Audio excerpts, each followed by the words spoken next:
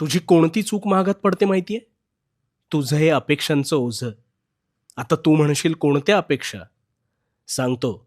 सगळं काही उलगडून सांगतो. शांतपणे ऐक फक्त. खरं सांगू का? तू दिवस पुढे ढकलतोस, पण तू आयुष्यच जगत नाहीस. म्हणजे उद्या पाऊस पडेल का? हे तू सांगू शकतोस का? अरे उद्या काय? तू पावसाळ्यात कधी पाऊस पडेल आणि कधी नाही, याची शाश्वती देऊ शकत नाहीस. पण तुझ्या प्रियजनांकडून, त्या लोकांकडून मात्र अवास्तव अपेक्षा ठेवतोस. म्हणजे एखाद्याने काय खावं, त्याने काय बोलावं, कसं वागावं, त्याने काय मागावं, त्याने काय मागू नये, असे निष्फळ, निष्कारण असंख्य प्रश्न तुझ्या डोक्यात सतत भांबावत असतात. अरे कशासाठी? ह्याने वेळ आहे ना, हा वेळ तुझा खर्ची होणार आहे आणि समोरील व्यक्तीला काडी मात्र काही फरक पडणार नाही. सापशिडीचा खेळ खेळताना ज्यावेळी तू फासे टाकतोस, तेव्हा किती अंक येणार हे निश्चित सांगू शकतोस का रे? नाही ना. कारण तू निव्वळ अंदाज बांधू शकतोस.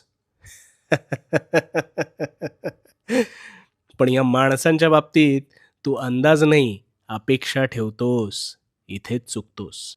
आणि नित्य नियमाप्रमाणे तुझा अपेक्षाभंग होतोच. आणि कायमच होणार आहे. कारण ज्याला जसं वागायचं तो तसंच वागणार, हा ज्याचा त्याचा नियम आहे. आता तुला काय करायचंय हे सांगतो. तर तुला इतरांना सोडून अपेक्षा ह्या स्वतःकडून ठेवायच्या आहेत. इतरांच्या बाबतीत खर्च होणारी ऊर्जा ही स्वतःवर केंद्रित करायची आहे. कारण तू स्वतःत बदल करू शकतोस. तुझे शारीरिक, मानसिक आरोग्य सुधारू शकतोस आणि आजपासून तुला हेच करायचंय. अपेक्षा फक्त स्वतःकडून ठेवायच्या, जेणेकरून तुला कधीच त्यांचं ओझं वाटणार नाही. अरे एक साधी गोष्ट ध्यानात घे.